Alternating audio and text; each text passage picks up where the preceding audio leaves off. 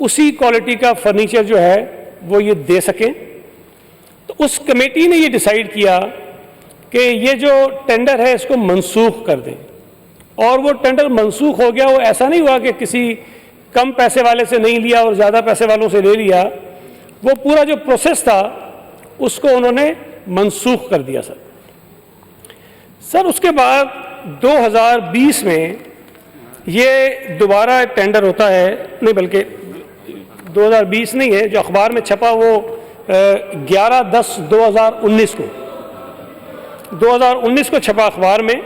और फिर ये फर्दर प्रोसेस हुआ और उस वक्त भी जो बिड्स आई थी उसमें जो कीमत आई वो 21,800, 23,100, 21,900, 22,200, 26,600 और 23,000। ये उस वक्त जो दूसरा टेंडर हुआ था उसमें ये बिड्स आई थी और उसमें बड़ी जो वेल नोन रेप्यूटेबल कंपनीज हैं उन्होंने इसके अंदर बिड किया था। अच्छा सर, उसमें उस दौरान में एक कोई साहब थे जो हाई कोर्ट चले गए और हाई कोर्ट में उनकी प्ली ये थी कि जो स्पेसिफिकेशंस दी गई हैं उसमें ये था कि जो शीशम की बेस्ट क्वालिटी है उसकी बेंचेस होंगी या फिर कोई एक और लकड़ी है मोहागनी, वो भी कहते हैं कि शायद शीशम के जैसी होती है, या वो होगी या शीशम की टॉप क्वालिटी जो है उसका फर्नीचर होगा। अच्छा सर, उससे पहले जो फर्नीचर लिया जाता था जब ये लोकल होता था तो कोई MDF कोई एक मटेरियल है, वो जो लकड़ी का भूरा होता है, आई डोंट नो, हाँ मुझे नहीं पता क्या होता है जी, फाइबर। तो वो शायद उसकी कोई क्वालिटी इतनी अच्छी नहीं होती, वो फर्नीचर लिया जाता था। तो ये साहब कोर्ट में चले गए, उन्होंने कहा जी शीशम महागनी के साथ साथ ये जो चीज़ है ना MDF, इसको भी अलाउ किया जाए। उस वक्त कोर्ट से कोई एक ऑर्डर हुआ, कोई उन्होंने डिपार्टमेंट से कोई चीज़ मांगी, क्या हुआ, बट समहाउ जिस तरह लोग हमारे यहाँ मैनेज करते हैं वो ऑर्डर डिपार्टमेंट तक नहीं पहुँचा और डिपार्टमेंट ने उसको फर्दर प्रोसेस कर दिया।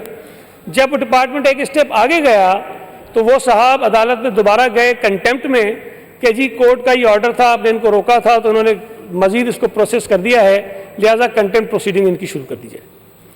तो वो ज़ाहिर के कोर्ट के हवाले हो गया केस, सारा जो प्रोसेस था वो रुका रहा।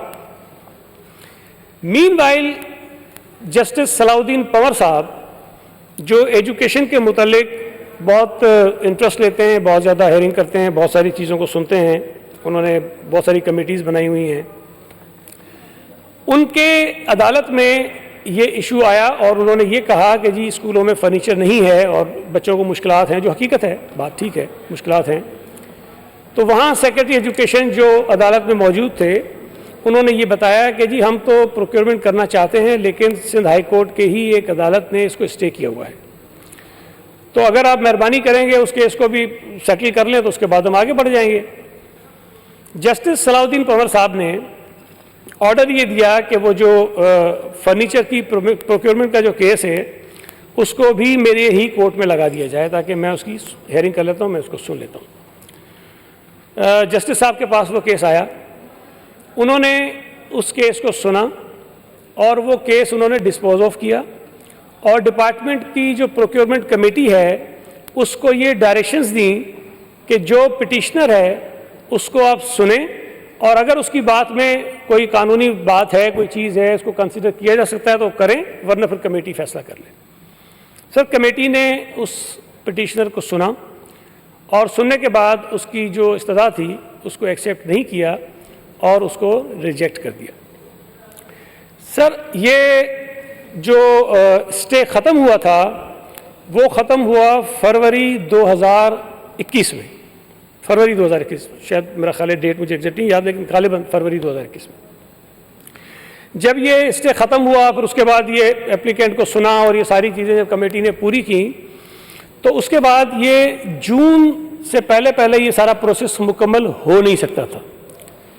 तो कमेटी ने ही ये रिकमेंड किया कि चूँकि ये प्रोसेस हम इस फाइनेंशियल ईयर में पूरा नहीं कर सकते हैं लिहाजा इस टेंडर को मंसूख करके हम दोबारा टेंडर में चले आते हैं ताकि मजीद किसी कॉम्प्लिकेशन का हम शिकार ना हो, फिर अदालत में फिर चीज़ें होंगी तो उसको हम ख़त्म कर देते हैं।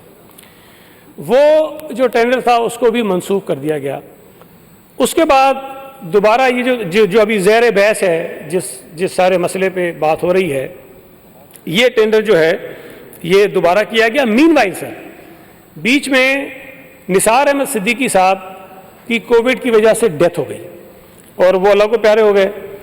तो ये जो कमेटी बनी हुई थी इसको दोबारा से तब्दील किया गया और इसका एक नोटिफिकेशन दूसरा निकला और उसमें तमाम के तमाम जो मेंबर्स थे वो वही रहे और निसार सिद्दीकी साहब की जगह पर जो मौजूदा IBA सक्खर के वाइस चांसलर हैं डॉक्टर मीर मोहम्मद शाह साहब, उनको इस कमेटी का सरबराह बना दिया गया और बाकी जो TORs हैं, जो बाकी सारी चीज़ें हैं, वो उसकी इसी तरह रहीं। सर ये जब अखबार में इश्तिहार आ गया और उसके बाद जब इसका प्रोसेस शुरू हुआ तो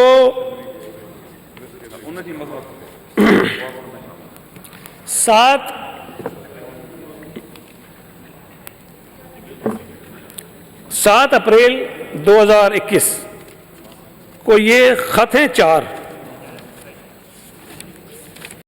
सर ये 4 खतूत लिखे गए। एक ख़त लिखा DG नैब कराची को, एक ख़त लिखा ट्रांसपेरेंसी इंटरनेशनल को, एक ख़त लिखा रजिस्ट्रार सिंध हाई कोर्ट को और एक ख़त लिखा चेयरमैन एंटी करप्शन डिपार्टमेंट को। और इन चारों खतूत में जो गुजारिश की गई, मैं सिर्फ आखिरी 2 लाइनें पढ़ देता हूँ, रिपीटेशन नहीं होगी इससे, कि in order to uphold the transparency and principle of fairness the department has decided to request honourable high court to nominate any officer who may witness procurement process as an independent observer. ये NAB को भी कहा, high court को भी कहा, transparency को भी कहा, एंटी करप्शन को भी कहा उस कमेटी ने कि आप अपने नुमाइंदे भेजें और फलां डेट को फलां डेट को फलां डेट को सारी पूरा एक शेड्यूल जो था इनका वो उनको बताया गया कि ये चीज़ें होनी हैं, तो आपके नुमाइंदे उस प्रोसेस को विटनेस करें, देखें और सारा कुछ जो उनके सामने हम करना चाहते हैं ताकि ये ट्रांसपेरेंट हो जाए।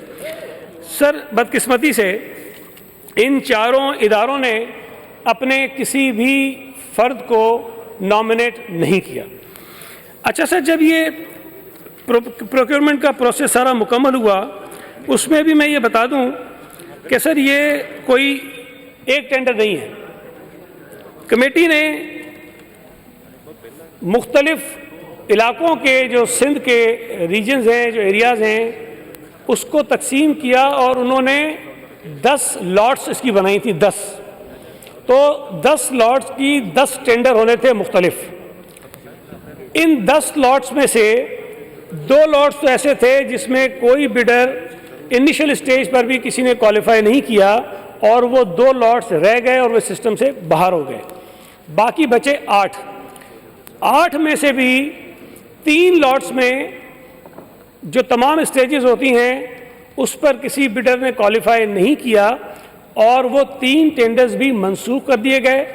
उसमें जो सेपरा रूल के मुताबिक एक तरीक़ेकार है कि कोई एग्रीव्ड पार्टी हो तो एक कंप्लेंट रिड्रेसल कमेटी होती है, उस कमेटी को भी वो अप्रोच करते हैं कि जी हमारे साथ ज्यादती हुई है तो हमारी बात सुन लें।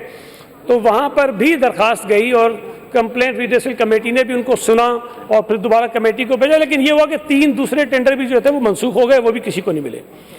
5 जो टेंडर्स थे, 5 लॉट्स जो थी, वो जो है मुख्तलिफ पार्टीज़ थी, उन्होंने क्वालिफाई कर लिया, फाइनेंशियली भी क्वालिफाई किया, टेक्निकली भी क्वालिफाई किया और उसके बाद वो उनको काम मिल गए। सर जब ये मुकम्मल हो गया सारा प्रोसेस तो 29 जून 2021 को जो कमेटी के सरबराह हैं डॉक्टर सैयद मीर मोहम्मद शाह साहब और जो एक मोअज़्ज़िज़ मेंबर हैं मोइनुद्दीन हैदर साहब, उन दोनों मेंबर्स ने अपने दस्तखत से एक 4 सफ़ात का जो ख़त है वो डीजी नैब को लिखा और इन 4 सफ़ात पर मुश्तमिल जो ख़त है सॉरी, उसमें एनेक्सर्स भी लगाए साथ, जो चीज़ें उन्होंने की थी वो तमाम की तमाम एनेक्सर्स भी साथ लगाए। और इसका जो आखिरी पैरा है वो पढ़ देता हूँ मैं। उसमें डीजी नैब से गुजारिश की गई कि since contract award would take another 14 days, therefore the procuring agency requests the NAB to review, re-examine the engineering estimates prepared by the procuring agency for making a comparison. Zara ek minute please. The engineering estimate, अब ये दोबारा पढ़ना पड़ेगा मुझे सारा.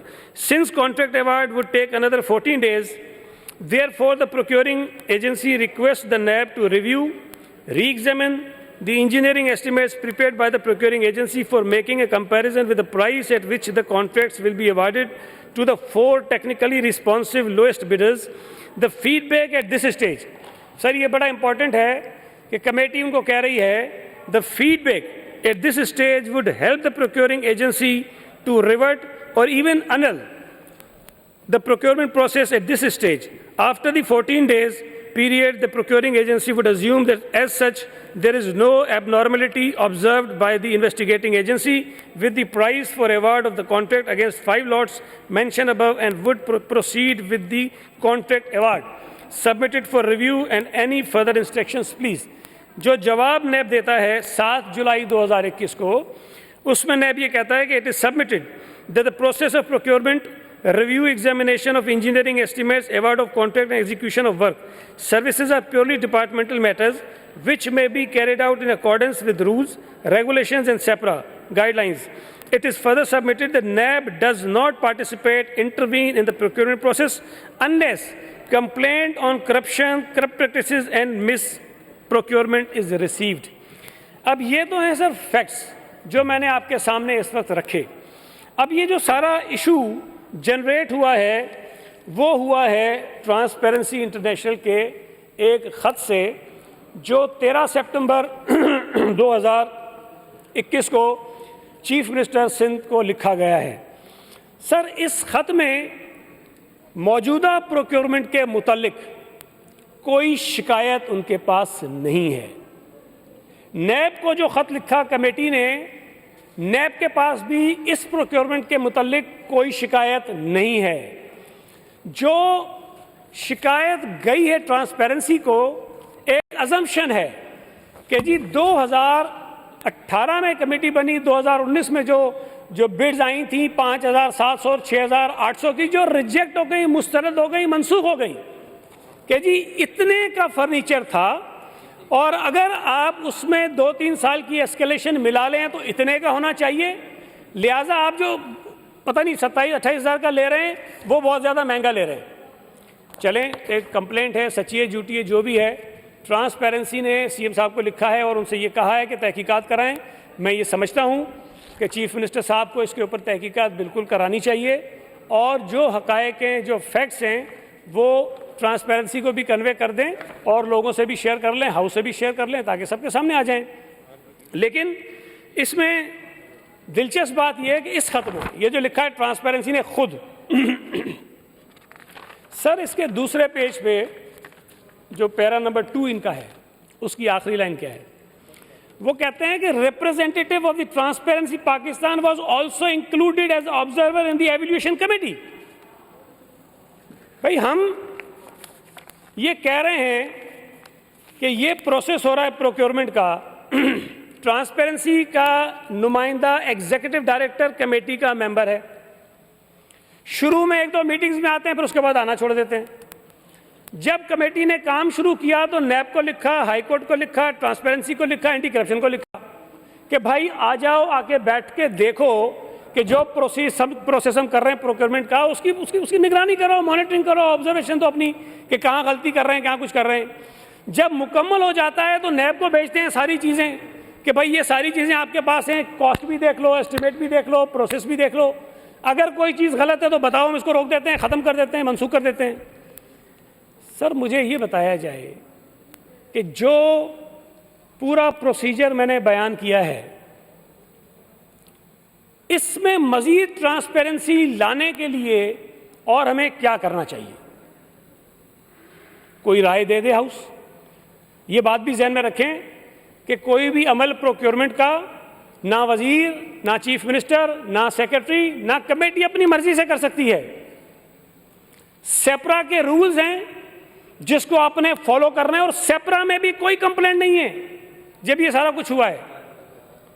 सेपरा के rules के मुताबिक करनी है। सर, ये जो कमेटी है, ये कमेटी स्कूल एजुकेशन साइड की है। जब मेरे पास ये डिपार्टमेंट था तो कॉलेज साइड पे प्रोक्योरमेंट होने लगी, उसी तरह लोकल सतह पर तो इश्तिहार भी छप गए, सक्खर का, हैदराबाद का, तो फिलहाल शहरों अलग अलग केजी की वहाँ के डायरेक्टर्स जो हैं वो प्रोक्योरमेंट करेंगे। चूंकि ये जो कॉन्सेप्ट था सेंट्रल प्रोक्योरमेंट कमेटी का और उसके अंदर इंडिपेंडेंट लोगों को डालने का, सच्ची बात है मुझे तो ये पसंद आया, मुझे अच्छा लगा। वो सारा तरीक़ेकार तब्दील करवाया। वहाँ एक सेंट्रल प्रोक्योरमेंट कमेटी बनाई, उसमें मुश्ताक छापरा साहब को रिक्वेस्ट की, मिन्नत की उनको कि बराए मेहरबानी इस कमेटी के आप मेंबर बने। IBA कराची के जो सरबराह हैं अकबर जैदी साहब, उनको रिक्वेस्ट की, उनको मैंने जाके बात की कि मेहरबानी करके आप इस कमेटी के अंदर आएँ। सादिका सलाउद्दीन साहिबा जो एक मोतबर नाम है, उनको मैंने रिक्वेस्ट की कि मेहरबानी करें आप इस कमेटी की मेंबर बने ताकि प्रोक्योरमेंट जो है वो आप लोग करें और इसके ऊपर कोई इसमें क्रेडिबिलिटी हो, चुके एतराज़ात उठते हैं अगर सरकारी अफसर करते हैं। इन तीनों अफराद ने मेहरबानी की। सिर्फ IBA कराची के सरबराह ने ये कहा कि जी मैं नहीं कर सकता हूँ, तो मैं आपको अपने डिपार्टमेंट का जो डायरेक्टर फाइनेंस हैं, जो एक अच्छा आदमी है, कॉम्पिटेंट है, मैं उसको रेकमेंड करता हूँ, आप उसको मेंबर बनाइए। उनको हमने बनाया मेंबर उस कमेटी का। सादिका सलाउद्दीन साहिबा ने मुझसे पहले हाँ वो राज़ी हुई, हाँ किया उन्होंने। उसके बाद जब उन्होंने ये सारा हशर देखा होगा तो उन्होंने माजरत कर ली कि जी मैं इस कमेटी में नहीं आ सकती। लेकिन मुश्ताक छापरा साहब को मैंने कहा जी ये तो सारा होगा, अगर आप लोग भी निकल जाएंगे तो फिर ये कैसे हम काम आगे बढ़ाएंगे। तो उन्होंने मेहरबानी की, वो उन्होंने स्टैंड किया कि मैं रहूँगा इस कमेटी में। फिर ये पोर्टफोलियो चेंज हो गया, मुझे नहीं पता उसका नोटिफिकेशन इशू हुआ कि नहीं हुआ। सर, कमेटी का सरबराह अपनी मर्जी से हुकूमत किसी को नहीं बना सकती। सेपरा ये कहता है कि जो कमेटी का सरबराह होगा वो सरकारी अफसर होना चाहिए। जो IBA सक्खर के वाइस चांसलर हैं वो सरकारी अफसर हैं, वो बन गए। जो कॉलेज साइड की कमेटी थी, सादिका सलाउद्दीन साहिबा सरकारी मुलाजिम नहीं है, मुश्ताक छापरा साहब सरकारी मुलाजिम नहीं है, तो फिर हमने रिकमेंड किया कि IBA के जो डायरेक्टर फाइनेंस है भाई उनको बना दो ताकि वो उसको हेड करें।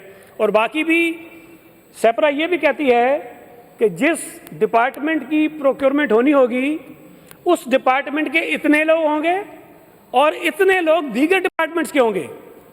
तो पूरी एक रिस्ट्रिक्शंस हैं, एक फ्रेमवर्क है जिसके अंदर रह के आपको प्रोक्योरमेंट कमेटी बनानी है और उसको काम को आगे बढ़ाना है। तो ये सारी चीज़ें करने के लिए मुझसे पहले जो 2018 में वजीर होंगे, यकीनन उन्होंने मिन्नत की होगी निसार सिद्दीकी साहब को भी, उन्होंने मिन्नत की होगी जनरल मोइनुद्दीन हैदर को, उन्होंने मिन्नत की होगी ट्रांसपेरेंसी इंटरनेशनल को कि मेहरबानी करें आप हमारी मदद करो, उस प्रोक्योरमेंट का हिस्सा बन जाए। सर, इसमें प्रोक्योरमेंट करना कोई आसान नहीं है सरकारी से। वो हमारे दोस्त गए कि किसी बाज़ार से बेंच खरीद के लेके आ गए। सर, बदकिस्मती से सरकारी इदारों के लिए आप अगर असम्बली के लिए कोई चीज़ खरीदना चाहें तो ये आप नहीं कर सकते कि यहाँ आप पैसे निकालें, जेब में डालें और चले जाएं लियाकताबाद में और फर्नीचर खरीदें, उसको पैसे दे के आ जाएं। आप नहीं कर सकते सर। अगर आपको सस्ता भी मिल रहा होगा आप नहीं कर सकते। प्रोक्योरमेंट करने का एक कानूनी तरीका है, आपने उसको फॉलो करना है और उसके मुताबिक चलना है। सर, मुझे ये भी वजाहत करना ज़रूरी है कि मैंने एक प्रेस कॉन्फ्रेंस की कल परसों, उसमें भी ये सारी तफसीलात बताई। मैं फिर दोहरा रहा हूँ, पहला टेंडर जब हुआ सरदार शाह साहब मिनिस्टर थे, जब मनसूख हुआ सरदार शाह साहब मिनिस्टर थे। दूसरा टेंडर जब हुआ तो ये महकमा तालीम चीफ मिनिस्टर साहब के पास था। जब मनसूख हुआ तो मैं वजीर था। ये तीसरा टेंडर जो ज़ैर बहस है, वो दो तो ख़त्म हो गए ना सर, ये तीसरा जो इस वक्त जो मौजू है, ये जब टेंडर हुआ तो मैं वजीर था। मैंने ये बात प्रेस कॉन्फ्रेंस में कोई 3-4 मरतबा दोहराई है। जिस एक बाइस साफ़ी ने ये सवाल किया कि आपने मलबा चीफ मिनिस्टर पर डाल दिया है, मैंने उसी वक्त उसको कहा कि तुम फैक्ट्स को डिस्टॉर्ट कर रहे हो। मैंने ये बात 3 मरतबा कही, मैं दोबारा कह देता हूं और जवाब में दोबारा कहा। बददियानती उस चैनल की यह है कि उन्होंने फिर चलाया कि सईद गनी ने मलबा सीएम पर डाल दिया। भाई अगर सीएम ने गलत काम किया होगा तो मैं मलबा डालूंगा, लेकिन अगर उनका रोल किसी काम में नहीं है तो मैं अपने ऊपर ले रहा हूं ना। मैं कह रहा हूं कि जी मैं वजीर था, मैंने टेंडर कराया था, मैंने आपको सारा बताया, अमल बताया है। और मैं ये समझता हूं कि इस कमेटी के अंदर जो इंडिपेंडेंट मेंबर्स हैं उन्होंने नेक नियति से, अच्छे तरीके से, बेहतर तरीके से काम किया है। अगर किसी को एतराज़ है नैब में जा सकते हैं, कोई साहब अदालत में चले गए हैं। अब ये यकीनन फैसला मेरे हाथ में नहीं है क्योंकि मैं वजीर नहीं हूँ। अब वजीर साहब दूसरे हैं, डिपार्टमेंट की अपनी मर्जी है, वो इस कॉन्ट्रैक्ट को कंटिन्यू करते हैं, उसको अंडू करते हैं, उसको क्या करते हैं, ये फैसला उनको करना है। लेकिन मैं बतौर साबिक वजीर तालीम, जब ये मेरे दौर में हुआ है, मुझे इस कमेटी के मेंबरान के ऊपर पूरा एतमाद है। उन्होंने जो काम किया है, जो स्पेसिफिकेशंस दी हैं, उसके मुताबिक वो ठीक है। सर बार बार कहा गया कि 3 अरब रुपए का टीका जो है वो लग रहा है सरकारी खजाने को। 3.6 अरब रुपए टोटल इसकी कॉस्ट है जो ये 5 टेंडर हुए हैं। इन 3.6 अरब में 1 अरब रुपए टैक्सेस और ट्रांसपोर्टेशन का खर्चा शायद इससे ज़्यादा ही होगा। 23% टैक्सेस है इसके अंदर सर, जो गवर्नमेंट को जाने, जो किसी के पास नहीं जाने। सर इसमें ट्रांसपोर्टेशन है, ये फर्नीचर सप्लायर को स्कूल की बिल्डिंग में, इमारत में पहुंचाना है। ये नहीं है कि अगर हैदराबाद का तो हैदराबाद में छोड़ के चला जाएगा। हैदराबाद के जिन जिन स्कूलों में जाना है उन स्कूलों तक पहुंचाना है उसको।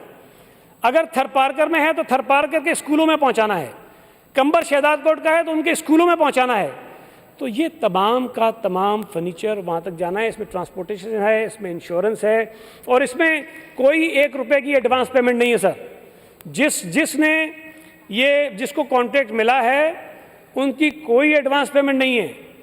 ये सप्लाईज आएंगी, अभी आई नहीं है, आएंगी तो उनको अदायगी होगी और उसकी बैंक गारंटी हमारे पास है कि अगर किसी ने क्वालिटी ठीक नहीं है, कोई और मसला होता है तो हम बैंक गारंटी कैश करवा के उनको रिकवर कर सकते हैं। जो सरकारी पैसे हैं उनको हम कर सकते हैं। तो सर ये जो तरीक़ेकार अडॉप्ट किया गया है मैं ये समझता हूँ वो ठीक है, लेकिन मेरी एक और गुजारिश है सर, ज़ाती तौर पर तो अगर ये ख़त्म हो जाए तो मुझे सूट करता है, इसलिए कि बात ही ख़त्म हो जाएगी, ना पूछना कुछ। अगर ये चलेगा तो फिर इंक्वायरियाँ भी होंगी, मेरे से भी सवाल जवाब होंगे, मैं भी जवाब दूंगा, पेशियाँ भुगतूंगा।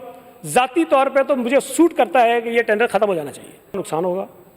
इसलिए मुझे डर लग रहा है कि जो कमेटी के इंडिपेंडेंट मेंबर्स हैं शायद वो छोड़ के भाग जाएंगे। अगर हम इस तरह से, मुझ पे एतमाद नहीं है, आपका हक है, आप आवाज़ उठा सकते हैं, सवाल उठा सकते हैं, जवाब तलब भी कर सकते हैं, आप जो चाहें करें मुझ पर, आप सरकारी ऑफिसर्स पे कर सकते हैं।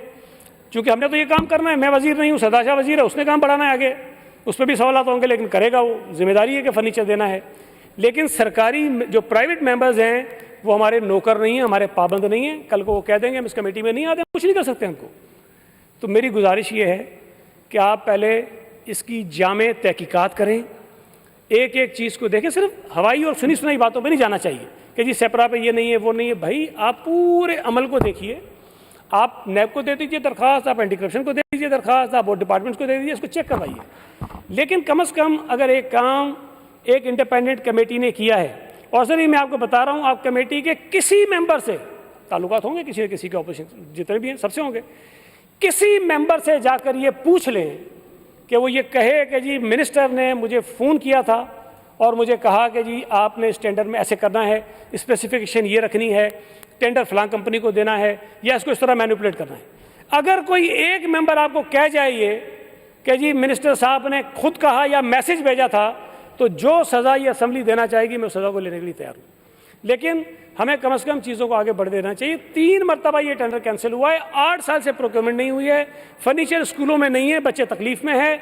ये भी मनसूख हो जाएगा तो फिर पता नहीं साल 1.5 साल 2 साल और लग जाएंगे।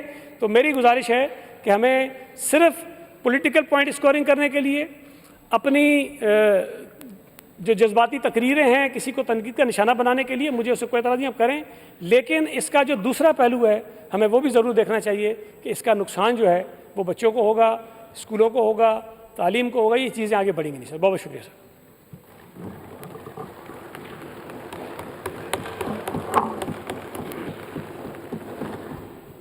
सर